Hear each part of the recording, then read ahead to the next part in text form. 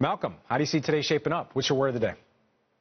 Yeah, so I know that, the jobs report last week came in higher than expected and made some investors and analysts a little bit fearful that maybe interest rate cuts are completely off the table for the entire year. But I think that realistically, they're probably the same 2 or 3 cuts that we were expecting coming into this year will happen in the second half of this year. So with that, my word is delayed. I expect the cuts will come. I just think they'll come with a delay. All right, so you think we're getting 2 cuts this year? I think only one's been priced in so far. What gives you the confidence that we're going to see 2 cuts? Do you believe that inflation is definitely going to move down? I mean, core CPI, it was just 1 basis point lower than the estimate, so it wasn't like a big downside move there.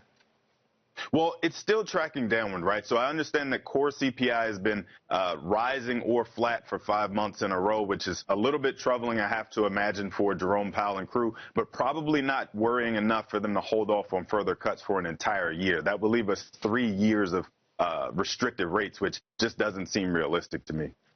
All right, so you have confidence in these cuts coming up. I want to ask you about 3 sectors that have really underperformed. In fact, they're in correction territory right now. I'm talking about healthcare, materials, and real estate. 3 very different stories. Healthcare is defensive. Materials is a cyclical sector. Real estate, very rate sensitive.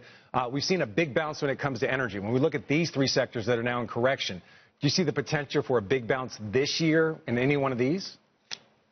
Yeah, so I think that real estate is probably the one that fits perfectly into what we were just talking about, right? As you mentioned, it is pegged to interest rates, and I do think that the 10-year Treasury has shown that it doesn't want to hit that 5% number again. I think that eventually it'll take some intervention from the Fed. It will also take a more accommodative administration coming into office in a week now. But I think the combination of those things all happening at the same time means that real estate is probably shaping up to be the better of the 3 by the end of this year.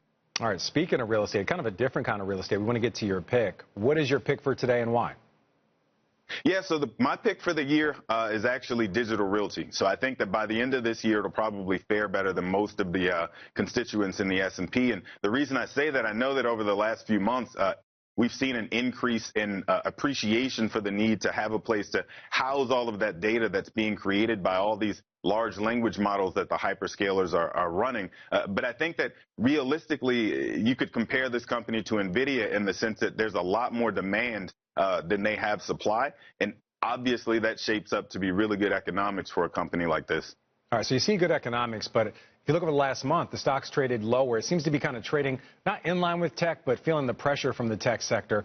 Are you worried with the new administration, a lot of policies that could potentially lead to a spike in bond yields, that this stock would be hurt by that?